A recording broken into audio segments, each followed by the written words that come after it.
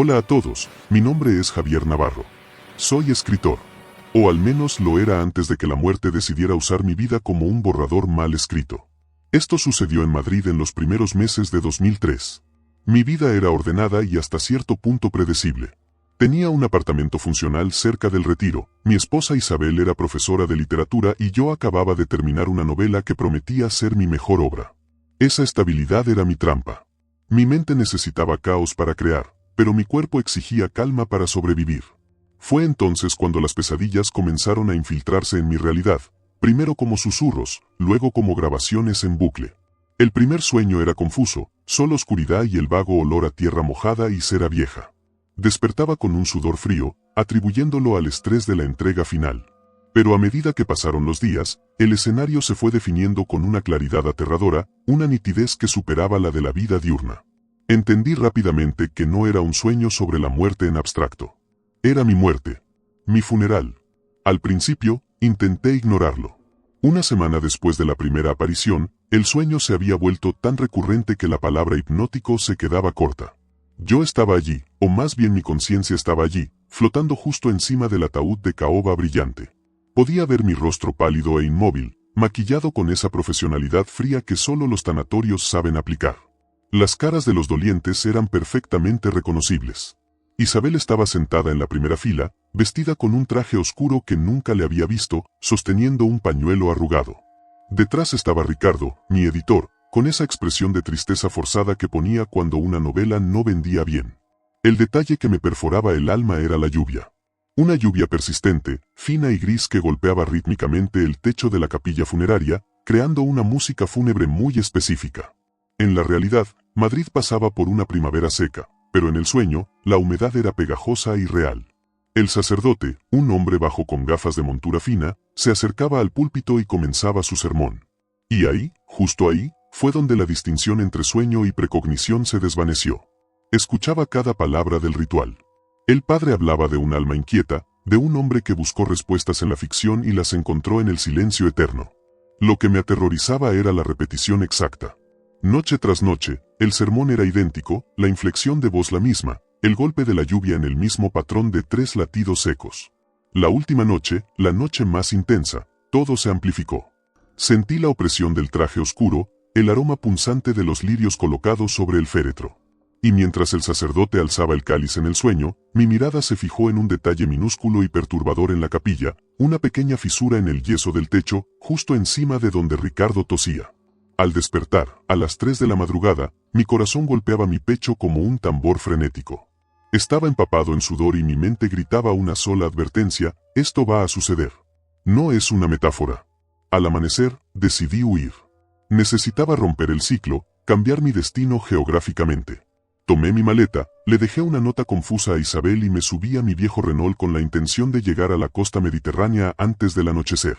Pero mi visión estaba nublada por el miedo y la falta de sueño, y justo al tomar la salida A3, un camión cisterna apareció de la nada. El impacto fue una nota discordante, un ruido blanco que borró la música de la lluvia. Lo último que recuerdo antes del absoluto vacío fue la sensación de mi cuerpo siendo aplastado contra el metal, y un pensamiento claro y helado: la fisura en el yeso no era lo suficientemente grande. El impacto del camión cisterna me arrancó de la realidad con una violencia quirúrgica. No hubo dolor, solo la implosión de la luz. Durante lo que pareció una eternidad inmedible, yo fui un punto de conciencia flotando en un mar de silencio cósmico. No existía la gravedad, el tiempo o la temperatura. Estaba ausente del mundo. Luego, muy lentamente, el mundo comenzó a reclamarme, pero de una manera distorsionada, como si la realidad fuera un programa de radio mal sintonizado. Escuchaba voces graves, pero las palabras eran ilegibles. Sentía una presión opresiva en el pecho. Más tarde supe que estuve en coma profundo y que, durante un lapso dramático de 4 minutos y 17 segundos documentados en el hospital 12 de octubre, fui declarado clínicamente muerto. Mi corazón se detuvo. Mi cerebro cesó su actividad detectable. Esos 4 minutos y 17 segundos no fueron silencio, sino el peor terror imaginable, la absoluta certeza del cese, la pérdida total de la identidad. Fui desmantelado en mi propia no existencia. Despertar de ese vacío fue como nacer de nuevo, pero con la memoria de mi propia muerte aún fresca. El primer indicio de retorno fue el sonido. No el pitido de las máquinas médicas, sino algo mucho más íntimo y escalofriante. Era la lluvia. El inconfundible patrón que había escuchado noche tras noche en mi sueño. 3 golpes secos, una pausa, y luego la cortina incesante. Estaba frío, rígido, y sentía algo suave y acolchado bajo mi cabeza. Mi cuerpo luchaba por moverse, paralizado por la inercia del coma, pero mi mente estaba gritando. La humedad era real, el olor a cera de vela y lirios era embriagador. Era el aroma de mi propia mortaja. Intenté abrir los ojos, pero estaban pegados, pesados. Solo podía escuchar. Y entonces, escuché la voz. La voz del sacerdote, esa inflexión baja y monótona, comenzando el ritual de despedida que yo había memorizado en mi terror. El año era 2003. El día era el que mi sueño había profetizado. Con un esfuerzo titánico, logré entreabrir los párpados. La visión era escasa, una oscuridad absoluta y sofocante. No había luz. Estaba acostado boca arriba, vestido con un traje que sentía demasiado ajustado, y la tapa estaba a centímetros de mi nariz. Estaba en el ataúd. Mi pánico se transformó en un terror visceral, primitivo. Escuché el murmullo de la gente. Pude distinguir la tos. Una tos seca, irritante. Era Ricardo, mi editor. La fisura en el yeso del techo. Levanté mis manos, mis dedos tocaron la seda acolchada de la tapa. Estaba vivo. Dentro. En mi propio velatorio. El sacerdote pronunció la frase exacta que recordaba del sueño. La luz de su vida se apagó demasiado pronto, buscando respuestas donde solo había silencio. Sentí las lágrimas de Isabel cayendo sobre la madera lustrada a mi lado. Estaba llorando la muerte que yo había soñado. Empujé hacia arriba con toda mi fuerza residual, pero la tapa no se movió. Era demasiado pesada, probablemente ya sellada. Mi respiración se aceleró. No podía gritar, mi garganta estaba sellada por el horror. Solo un jadeo ronco. Si intentaba moverme demasiado, lo notarían. Pero si no me movía, sería enterrado vivo. Entonces, en medio de mi desesperación silenciosa, la tapa comenzó a vibrar levemente. Escuché un crujido metálico y percibí un movimiento brusco.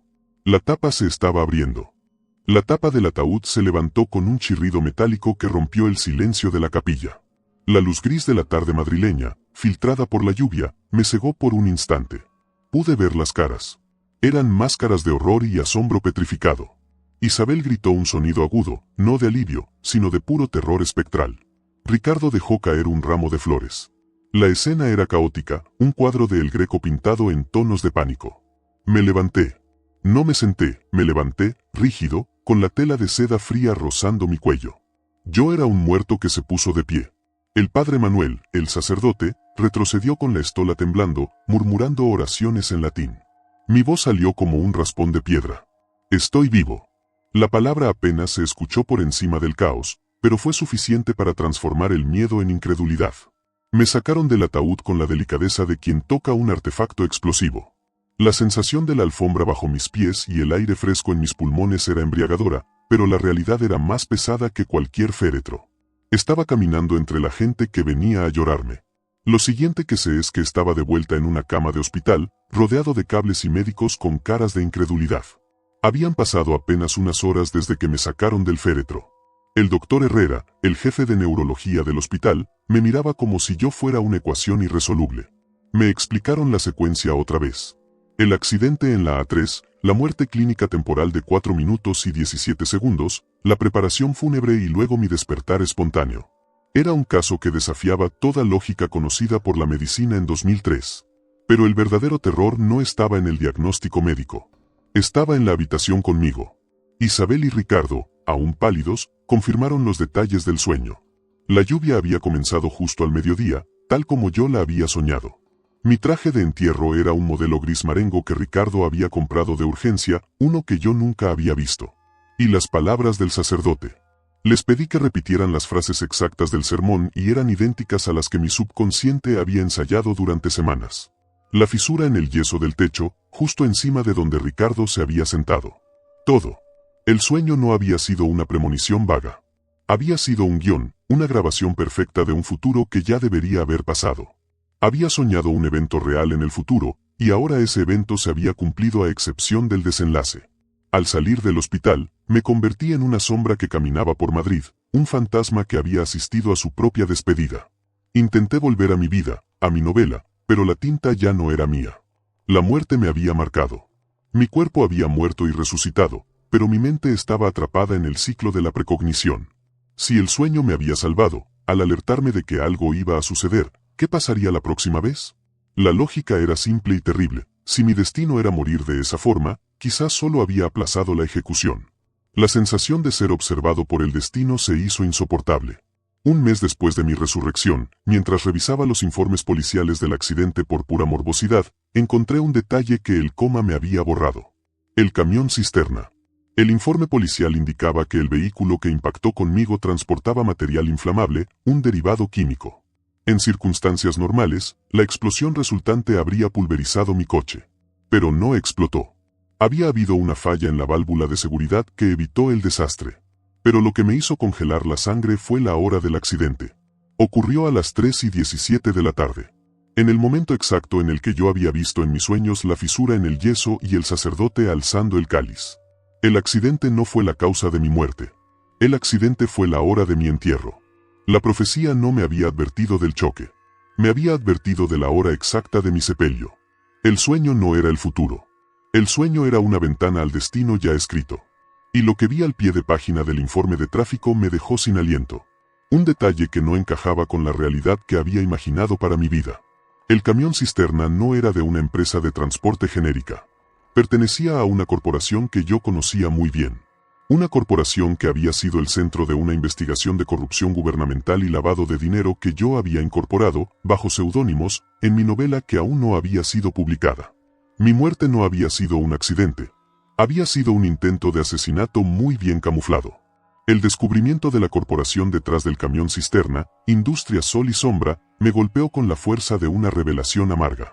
El accidente en la A3, la muerte clínica, el entierro, todo dejaba de ser un fenómeno paranormal para convertirse en una intrincada operación de eliminación. Yo había creído que el destino me jugaba una mala pasada, pero era la mano del hombre, intentando silenciar la verdad que se escondía en mi manuscrito inédito. Mi novela, titulada Tentáculos de Poder, era una ficción que se nutría demasiado de la realidad. Había cambiado los nombres de los políticos y empresarios corruptos, pero los detalles operativos eran demasiado precisos. Un hombre como yo, un escritor de mediana edad, no moría por accidente en Madrid, en el año 2003, justo después de terminar su obra más peligrosa. Moría porque había tocado un nido de avispas. La cuestión ahora no era cómo había soñado mi muerte, sino por qué. ¿Me había advertido el destino, o mi propio subconsciente estaba alertando a la única parte de mí que no podían matar, mi espíritu, antes de que el cuerpo fuera destruido? Tuve que actuar con rapidez y absoluta discreción. Mi vida ya no me pertenecía, cada hora era un tiempo prestado. Me puse en contacto con mi editor, Ricardo, fingiendo un entusiasmo renovado por la novela. Le dije que debíamos acelerar la publicación, que el manuscrito tenía que salir a la luz antes de que fuera tarde. Ricardo estaba emocionado por la publicidad que mi resurrección involuntaria había generado. El hombre que había despertado en su propio funeral. Era oro mediático. Le entregué una copia de la novela, pero le mentí sobre la ubicación del disco duro original, diciendo que lo había guardado en una caja de seguridad en Ginebra. En realidad, lo había escondido en un lugar mucho más sencillo y cercano, dentro del forro de un viejo libro de poemas de Federico García Lorca, en la estantería de Isabel. Sabía que si me buscaban, lo harían en sitios lógicos, no en mi propia casa, bajo la mirada de mi esposa. Isabel estaba en un estado de nerviosismo permanente. Aún no se recuperaba de verme levantado del féretro. Las semanas siguientes fueron una lección de paranoia activa. Me sentía vigilado. Cada coche que pasaba lento, cada llamada interrumpida. Decidí rastrear la historia de Industria Sol y Sombra, utilizando mis viejas credenciales de periodista. Descubrí que la corporación estaba vinculada a una serie de escándalos inmobiliarios en la costa andaluza durante finales de los años 90, esquemas que mi novela exponía detalladamente. El jefe de la corporación era un tal don Emilio Guzmán, un hombre poderoso con contactos en lo más alto del gobierno y la policía. Me di cuenta de que si me habían fallado una vez, no dudarían en intentarlo de nuevo, esta vez con mayor eficacia. Necesitaba desaparecer, pero antes, tenía que asegurarme de que mi verdad viera la luz. Una tarde lluviosa de finales de mayo, el clima idéntico al de mi sueño, decidí hacer una última visita a la capilla funeraria, la capilla de San Judas Tadeo, cerca de la M30. Tenía que verlo de nuevo, la prueba tangible de mi precognición. Entré como un turista silencioso. La capilla estaba vacía. Caminé lentamente hacia el área donde había sido mi velatorio. Levanté la vista, mi corazón latiendo fuerte. Y ahí estaba. Encima del lugar exacto donde Ricardo había estado tosiendo, la fisura en el yeso. Era real, diminuta, pero inconfundible. La prueba de que mi mente había grabado el futuro con precisión milimétrica. Mientras estaba allí, absorto en la fría belleza de la profecía cumplida, un hombre se acercó a mí por la espalda. Era bajo, vestido con un traje que parecía de baja calidad. Sentí un escalofrío que no tenía nada que ver con la temperatura. El hombre me tendió la mano con una sonrisa seca. «Buenas tardes, señor Navarro», me dijo con un acento que reconocí de Andalucía. «Don Emilio Guzmán le envía saludos». El aire de la capilla se volvió pesado, la atmósfera se había condensado en amenaza pura. El hombre me miró a los ojos, con la certeza asesina de un depredador. Y añadió, con un tono extrañamente tranquilo. «Nos decepcionó mucho que no completara su viaje. Pero el destino siempre da segundas oportunidades». Sacó de su bolsillo un objeto pequeño, de metal. No era un arma. Era un medallón antiguo, desgastado, con un extraño símbolo grabado, un sol con una serpiente. El símbolo de Industria Sol y Sombra. No había tenido una segunda oportunidad. Había recibido una prórroga. El hombre de don Emilio Guzmán, que se presentó como Ramiro, no me dio tiempo a reaccionar en la capilla de San Judas Tadeo. Su presencia era como la de un guardia de prisión, silenciosa y permanente. Me entregó el medallón con el sol y la serpiente, un símbolo arcaico y siniestro, y me dijo que don Emilio quería hablar de mi novela, Tentáculos de Poder. Me informó que sabían que el disco duro original no estaba en Ginebra. La sonrisa de Ramiro era espeluznante porque no llegaba a sus ojos. Sabía que mentirle a Ricardo había sido inútil. Habían investigado a fondo desde el momento en que me levanté del ataúd. Mi resurrección había provocado un cambio de planes en su estrategia, pasando de la eliminación discreta a la intimidación directa. La propuesta de don Emilio era simple, dinero a cambio del silencio eterno de mi obra. Tenía 24 horas para pensarlo. Me dejó solo en la capilla, sintiendo la humedad de la tarde pegada a mi piel y el peso frío del medallón en mi mano. El reloj comenzó a correr, marcando el tiempo hasta mi próxima fecha límite con el destino o con don Emilio. Volví a casa, incapaz de compartir mi terror con Isabel. Ella seguía en terapia, lidiando con el trauma de mi muerte y mi regreso fantasmal. Sabía que revelarle la verdad sobre el intento de asesinato solo la pondría en peligro. Esa noche, sintiéndome como un fugitivo en mi propia casa, desenterré el disco duro de su escondite en el libro de Lorca. La novela era mi única arma y mi única protección. Si la mataban, yo sería la siguiente víctima sin falta. Pero si la publicaba, la verdad se esparciría, haciéndome un objetivo público, un blanco más difícil de abatir discretamente. Decidí jugarme el todo por el todo. Llamé a Ricardo y le dije que ya no quería la publicación tradicional. Quería un golpe de efecto, una filtración masiva.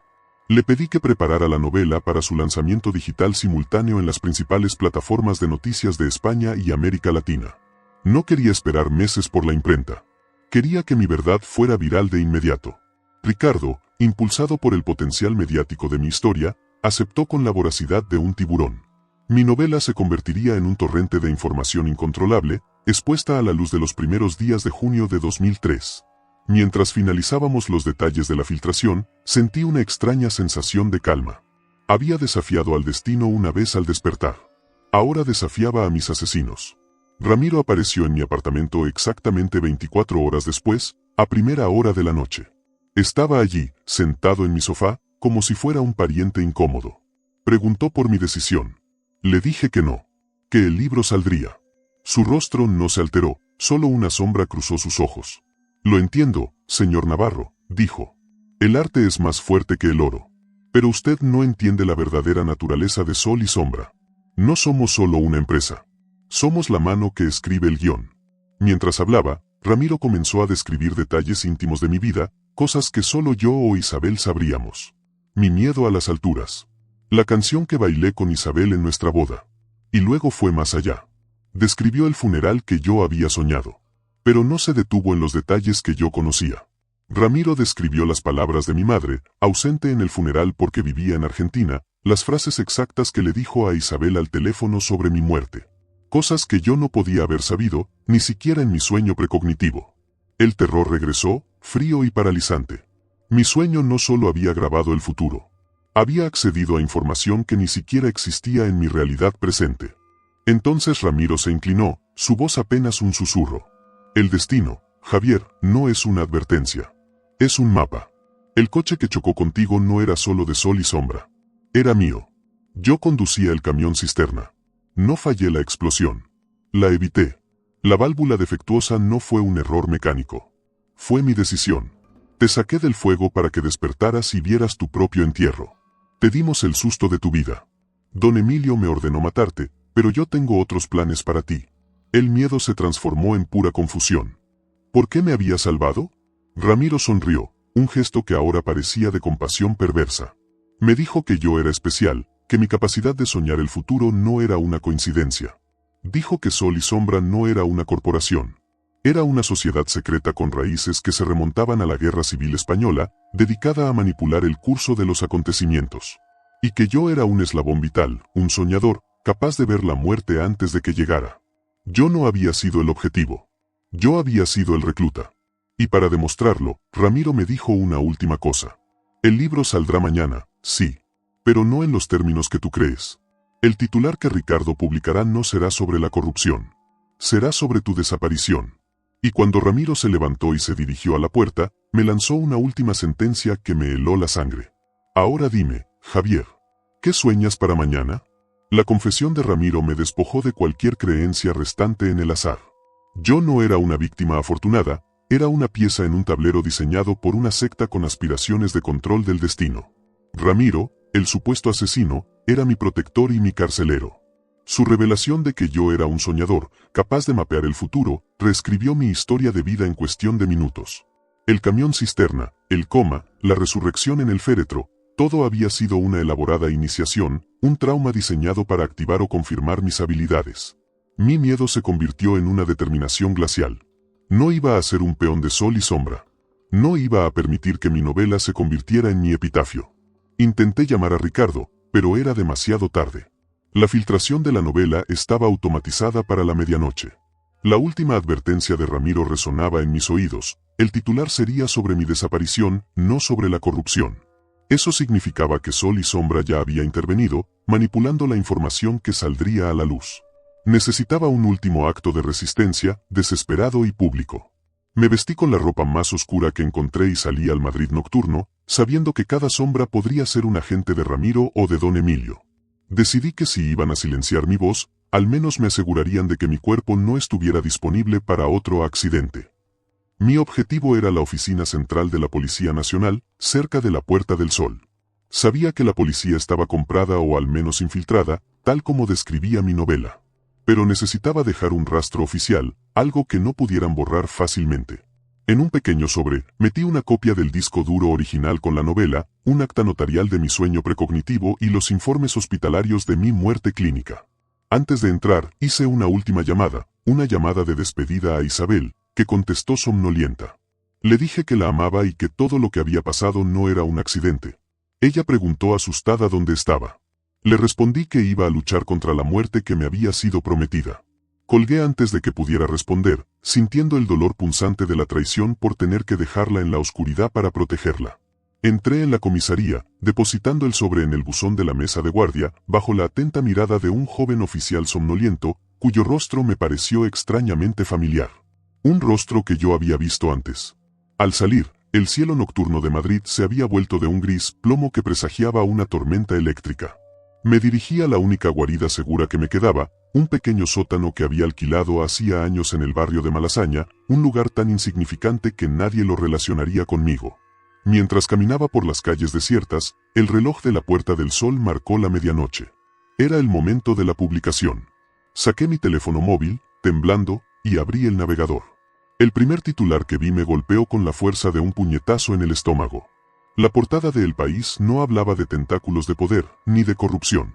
El titular principal era, el hombre que despertó en su ataúd desaparece misteriosamente. Sol y Sombra había ganado la primera batalla. Había convertido mi verdad en un circo mediático y mi huida en una nueva trama. Justo en ese momento, mi teléfono vibró. Era un mensaje de texto. Un número desconocido. El texto era conciso y devastador. Asterisco Javier. No te escondas. Tu próxima muerte es inevitable. La has soñado. Asterisco mi sangre se heló. No podía ser Ramiro. Este mensaje parecía impersonal, profético. Contesté con la única pregunta que importaba: ¿quién eres? La respuesta llegó de inmediato. Asterisco: soy tu soñador más antiguo. El que puso la fisura en el yeso. El que te despertó. Soy la única razón por la que estás vivo. Pero no te salvé de don Emilio. Te salvé de algo peor. Asterisco: el mensaje final se envió con un retraso de unos segundos, mientras yo intentaba digerir la idea de un soñador original. Asterisco: tu próxima muerte será mañana a las 10 de la mañana, frente al edificio de la Moncloa. Te atropellará un coche oficial. Lo has soñado, pero aún no lo recuerdas. Recuerda el color azul.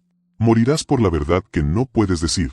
Asterisco: corrí hacia el sótano, desesperado por recordar el nuevo sueño. Cerré la puerta de metal tras de mí, cayendo en la oscuridad. Cerré los ojos, tratando de invocar el nuevo terror, el coche azul, la Moncloa. Cuando mi mente finalmente se rindió al pánico, el sueño llegó. Pero no era la muerte. Era la vida. Vi a Isabel, sentada en una sala de espera de hospital. Estaba embarazada. En mis brazos, un bebé envuelto en una manta azul. La verdad que no podía decir no era la novela. Era mi hijo. Esta fue otra historia impactante de nuestro canal Relatos Prohibidos. La vida nos enseña que a veces la verdad se esconde en los lugares más oscuros, y que incluso el miedo puede revelar una lección. Cada relato que escuchas aquí está inspirado en hechos reales, en experiencias de personas que vivieron lo inexplicable y encontraron fuerza en medio del terror. Si esta historia te estremeció o te hizo reflexionar, cuéntanos en los comentarios. ¿Qué habrías hecho tú en esta situación? Tu opinión nos importa. No olvides suscribirte y activar la campanita para no perderte nuestros próximos videos llenos de misterio, suspense y emociones intensas.